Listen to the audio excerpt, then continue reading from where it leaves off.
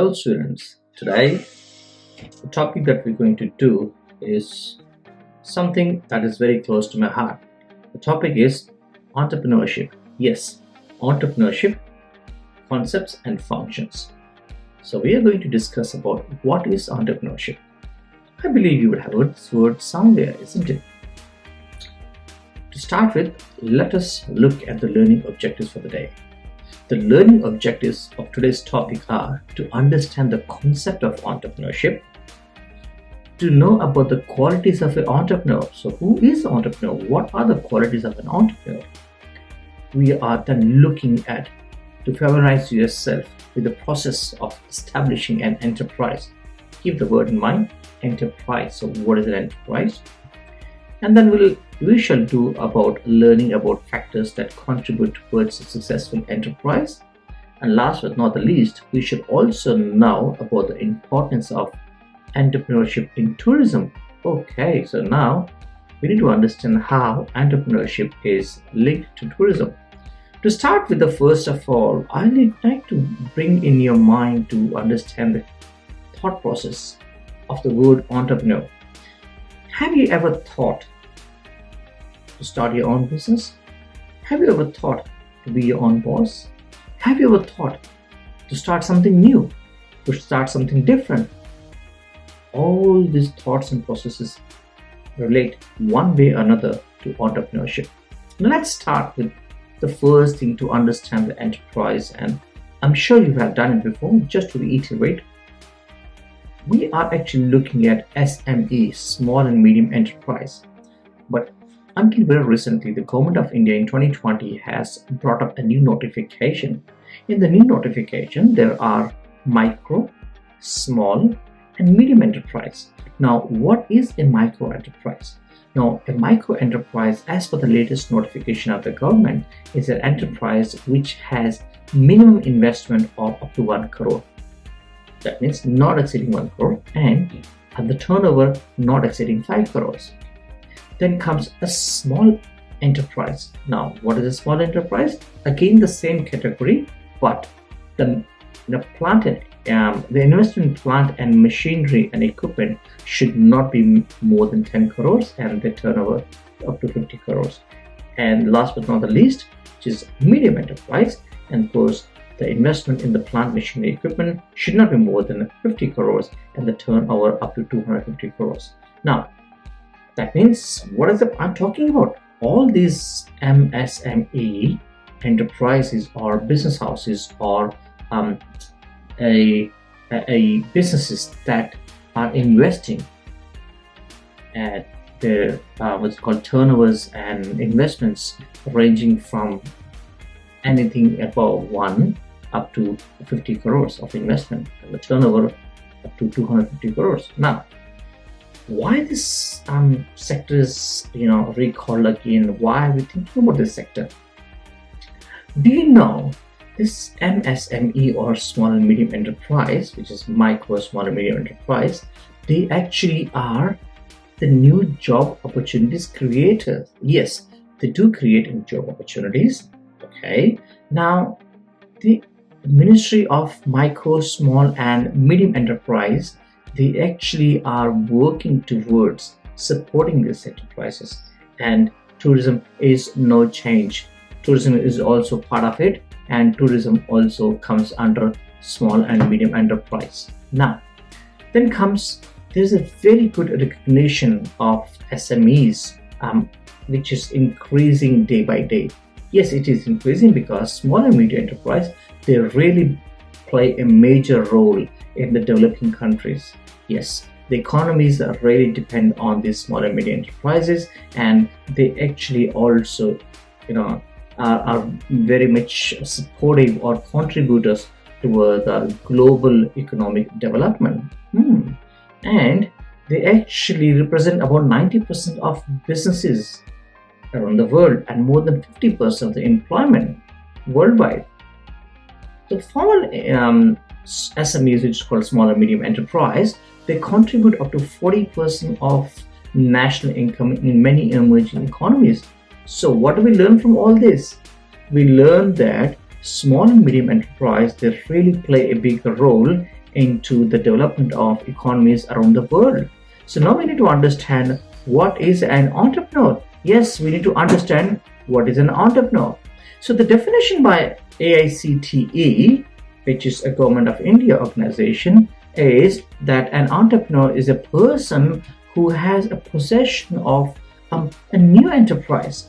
When you talk about new enterprise, that means you have a new idea. You actually are looking at bringing something new. Well, when you bring something new in the market, any product or a service or a new idea, you think people believe in you, or you think that idea really starts implementing? Not really. That means an entrepreneur is a person who has very, very focused goal, who knows what he or she wants to do. Okay, which means that there could be no, there could be negative, there could be failures. Yes, certainly. So the entrepreneur is a person who is ready to face those failures. So the term actually, the entrepreneur, the term actually was taken from a French, and it was defined by Irish-French economist called Richard Cantillon. Now, it is actually coming up from there that we have picked up this term, and it has actually become very much vocal in the 19th century. And someone who takes an enterprise or a business and acts as it was a mediator or an intermediary between a labor and the capital. So this was the previous one, but now what are we looking at an entrepreneur? Entrepreneur is a person who actually introduces new product or a service. As we said in one of our objectives that we are going to link tourism, right? So number one, there should be new product or service that should be launched or introduced in terms of by an entrepreneur, and there must be something different. There must be something innovative. So there's something in this business that's something different. Now, when you talk about different, I don't understand. I'll give you one very good example here. Now, we all know the hotels, right? We all know in the hospitality industry, the hotels. Various hotels are there. Now, these hotels, they have customers coming to them. They book the hotel.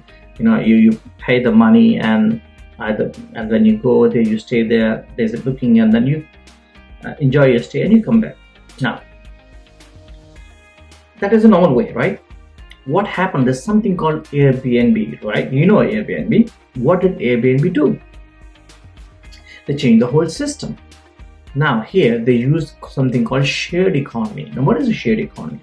They used the accommodation which was already present in the market. What accommodation are we talking about? Yes, we're talking about accommodation which was available in the market. That means the houses of people. Accommodation. I was having my flat in the city, same very close to the hotel, but my flat is empty. So they use those flats and accommodation from the local people and ask guests to go and stay over there. So now Airbnb was a new idea. They were giving accommodation in the same city where the 5-star hotel is, but a bigger accommodation with the kitchen, but from the owner rather than hotel, and at a cheaper price. When the hotels are going fully booked, you still want to go in the city, you can still go by using Airbnb. That's an idea. That was exactly an example of an entrepreneur, and this is something that will give you a relation to what exactly I was trying to tell you. Now let's move on further and to understand. So understand what could be the qualities that an entrepreneur may have. So let's look at the qualities. So there are a few things very, very interesting that entrepreneurs do and they have. Number one, entrepreneurs are really, really very much focused. Yes, they want to be their own bosses. Number one. Number two, there's few qualities which I'll pick up one by one. The first one is that they welcome failures. You heard me right. They welcome failures. They are ready, they're stubborn, they welcome failures. That means then you take a risk in life. For anything, there is a chance of failure, right? So they are risk takers. Now when they take a risk, they take risk in a calculated way. When you talk about calculated way, what is a calculated way? That means before jumping in, they will do the calculations. If I jump in, what could be positive and what could be negative? What could be the consequences and if I'm successful, and what could be the consequences if I'm not successful or if there's a failure? So there's a calculated risk that they take, and they say, okay, but they have something in their mind they call optimistic. They're positive, they're hoping for success. Yes, I know there's a risk of failure, but there's a possibility of success too.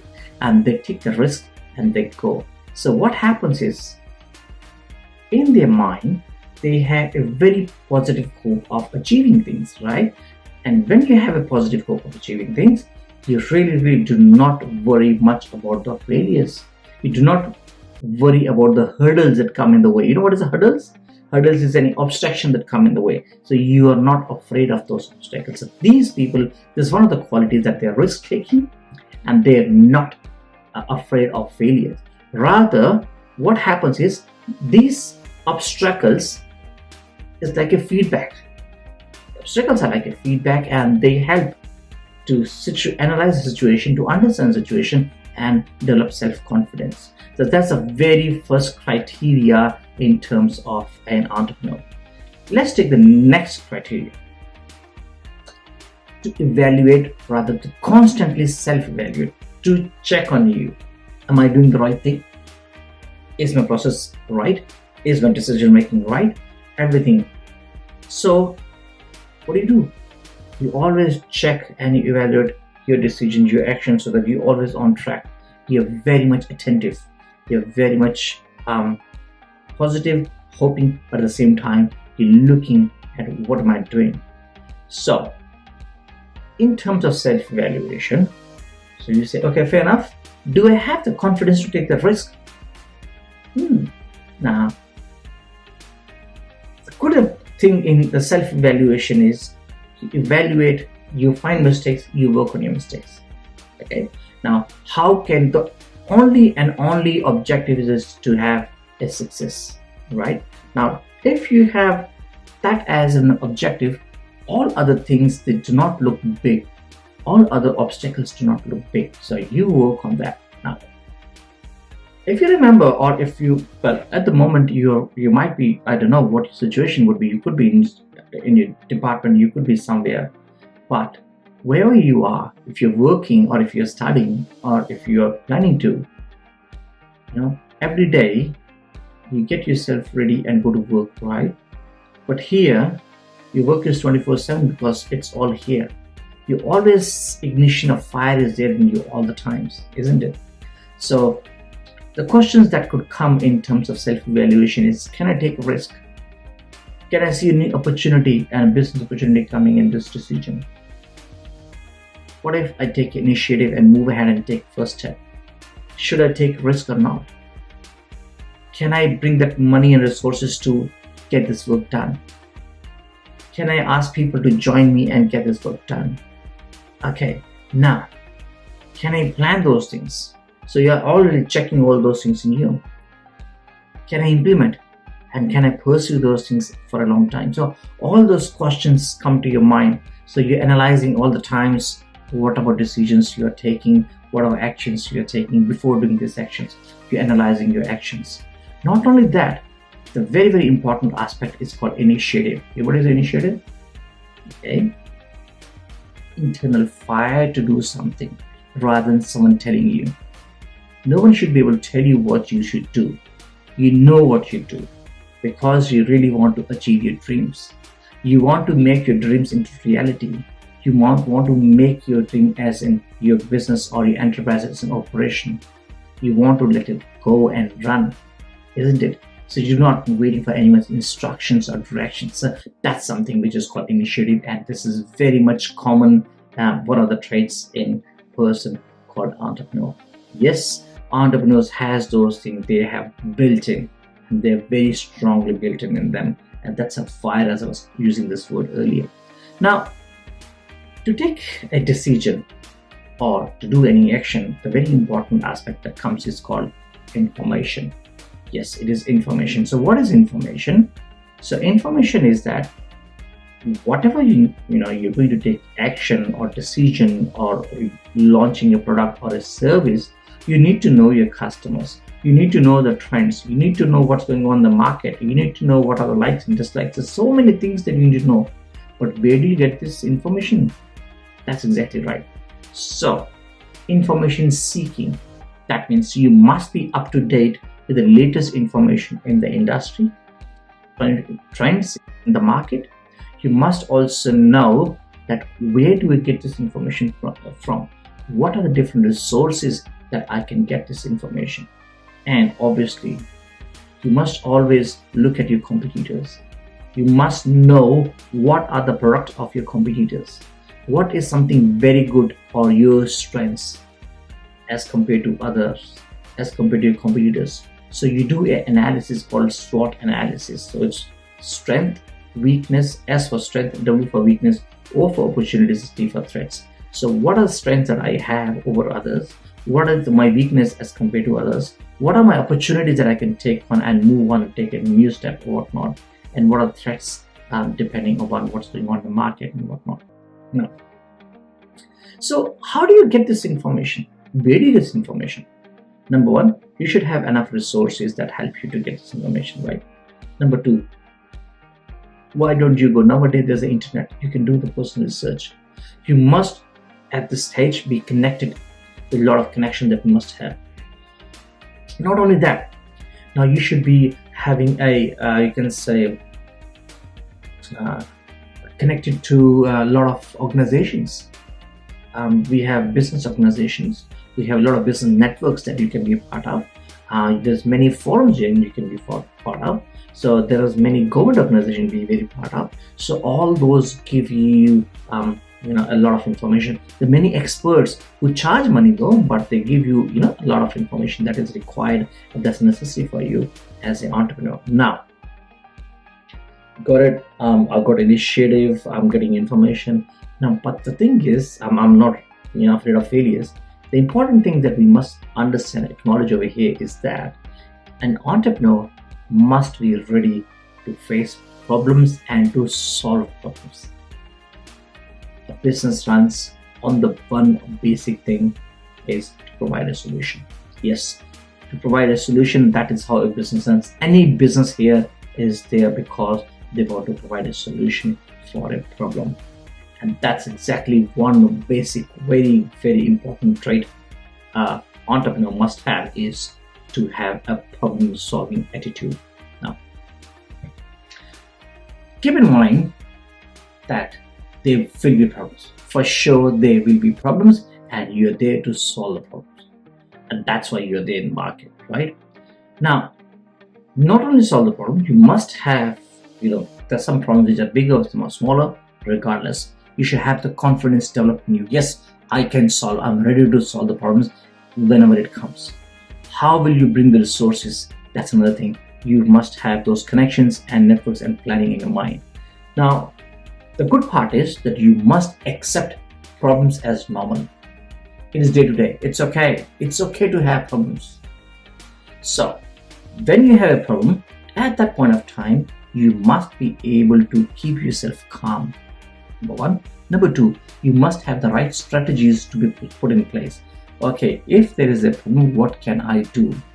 And whom can I get help from? What resources will I need if I need? How will I get those resources? So all those things, actually, you need to make in the planning in your mind, and you should be able to execute and implement those things. Now, at times, you may have to take risk while taking those decisions, right? Which is normal. And those risks which that you take may, the decision that you take may have a bigger risk involved, and that may be good or bad. It may be that the decision that you're taking involves risk, and there may be an element. But having said that, as previously told you, it's okay. They must be able to take risk. Now, when we come to the next trait, which is quality assurance and monitoring. So always remember, when you're bringing something new to the market or you're doing any business, always remember it's a very, very imperative aspect or a factor that you must have a quality and sustained quality. That means if you give a product For example, if there's a mobile, this mobile must be same from A to B to B to C. If you're having a one model of mobile, all the mobile models should be same. If a chef is making a dish, his dish must be same taste and flavor and color and whatnot. Now, I know there could be some variations, but that is where you have to see and monitor. What is monitoring? That you see if everything which I have planned in the very first place is working the same way or not. So that's called monitoring. So you must be doing the monitoring in terms of what are your quality you have started with, or if you want to improve, why not? But try not to go down and make sure it's following the standards, requirements, and why not? Okay, now at times you start alone, but you have people and team going with you. So you need to actually influence others to follow what your dream is, isn't it? That becomes a bit more challenging. But that's entrepreneurs are here for. And that is why new startups come and they do get successful. And then they have a team joining them. Now, these are the qualities which I was telling you and explaining you about an entrepreneur. And we need to understand what is the process which is called entrepreneurial process. So what is an entrepreneurial process that needs to be followed, or what are the different functions that we need to understand? So let's understand the entrepreneurial process. So what exactly happens is that when we want to set up a new venture or a new business, there are a few other aspects other than you. Yes, other than your wish to do.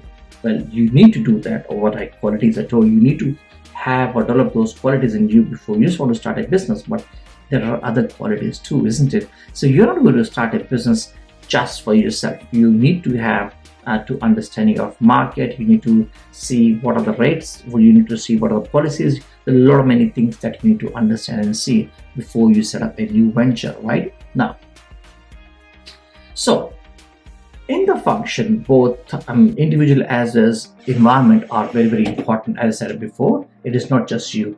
So it's an environment where you'll be working. Are you working in the family? Are you working in a corporate house? Are you working in a community center? So where are you working? Which is your area of work? So to make it simple, so let's say if a person is qualified, let's say he's got skills, okay, he's a chef, right? So he actually has a chef, and he can make new dishes, all right, good. Now, but he is actually placed in this place, or he is in a place where we do not have much people coming. He is a very far-flung area. There's less connectivity of people going and visiting his house or restaurant or wherever he wants to open his, set up a joint. If he opens and set up a joint where there's no road connectivity, how many customers will he be getting, right? Number two, if he opened in an area which is now into a war zone, obviously no tourist is going to come in the war zone, isn't it? So environment is very, very important. That's what I was trying to explain you, how environment is very important, even though person you have the skill, right? Now, this is something which we really need to work on and understand, that in an entrepreneurship, what are the different things that are required? So there are 4 factors which are called 4 C's theory of entrepreneurship. I will include those 4 factors to make it more elaborate and make you understand. So let's come and have a look at those 4 characteristics or the traits. That's the first thing which comes under 4 C's theory of entrepreneurship. The first thing we call characteristics, or what's it called, psychological traits. So what is the psychology or thought process of an entrepreneur? So number 1 is passion, which passion is you really have fire to do something, and you really want to have, it's not that you want to really create something just for money. You want to make your name. You want to give something new. You want to create something new. That's something that's called passion. Number 2 is very important, called resilience. What is resilience? Okay. Resilience is that having the capacity to come up again once you fall down. Yes, if you fall down from there, you have the capacity to come up and stand up and start working and start to work and improve yourself. Now, that's called resilience. Then comes strong sense of self. What is strong sense of self? It means that you trust yourself, and you have the feeling you understand yourself better, and you start working on your instincts and gut feeling and start working and mobilizing people. And then comes flexibility. Well, flexibility is very, very important in terms of being an entrepreneur, because things don't come in place. There are a lot of issues, but you still need to maintain your deadlines. You still need to work extra hours to make sure you fulfill your commitment to your business, to your enterprise. And it's very important aspect is called vision. So vision is long-term prospective thinking. What do you think in the long term that you want to do with your business? How can you grow your business? Okay, that is the first thing which comes in place, and that's what is called characteristics. The second aspect of C is called competencies. As the name says, competence, which is skills. What are the skills required to be an entrepreneur in the process of entrepreneurship? The skills are personal competencies. That means competency in a person that you are running the show, and which are creativity, determination, integrity, emotional balance, self-criticism, all those that comes in personal, that in the person. Then comes interpersonal. That means I know all those things in me. I want to do a business. I'm very strong. I can take risks. I can take decisions. Now comes, how are you able to communicate with others? That means interpersonal skills. Are you able to tell others what your thoughts are? Are you able to influence others? Are you able to convince others? So what exactly that communication skills are required between what you have and how can you bring it across to others? That are called interpersonal competencies. And then comes the business competencies. When it comes to business competencies, we're talking about the vision of the business, long-term perspective, the resources. How do you manage the resources? What are the different resources that you need to manage in terms of and as a business? Then comes how much connections you have, networking, which is very, very important skills, because always remember, at times one phone call is more important or more valuable than maybe $1,000, which means or hundreds of 50,000 rupees. Sorry if I remember that. So what I'm trying to say is, sometimes a person, even if you may have 50,000 rupees, you may not be able to get this work done as you one phone call, the right person, right time can do the thing for you. Okay. And when very last and important things in terms of business competency is called negotiating skills. So what is negotiation? That means, let's say if I want to sell this mobile, and I give the qualities of this mobile, I want to sell this mobile. I want to sell this mobile at, let's say, 2,000 rupees. Now, I know this mobile as being sold as 2,000 rupees. Now, this mobile selling at 2,000 rupees is actually very, very important to be sold as 2,000 rupees mobile. But having said that, would you be able to sell this for 2,000 rupees? Then other person says, no, I want to buy 1,000 rupees. There's a negotiating. How can you make the other person convinced that this is the qualities my mobile has, and because of this quality, this is 2,000 rupees and not 1,000 rupees? So that's called negotiation skills. And the next part that comes is very, very important. It's called the condition. As I was telling you before, the environment. Where exactly are you doing your business? What is the conditions? What are the circumstances that are affecting the life of a person, or affecting your personal life, or affecting the environment that really makes it tough for you to do the business, or it is supportive of you? Because what happens is that there are many aspects and factors in a business, and many ups and downs, especially when you're starting a new business or a new venture. So there could be many people, many organizations that need the help. Are they supporting you? Is government policy supporting you? Are you able to get the finance? Are all you dependent on someone else to support you? And are these factors supporting you to run the show? Or maybe these factors are negatively impacting you.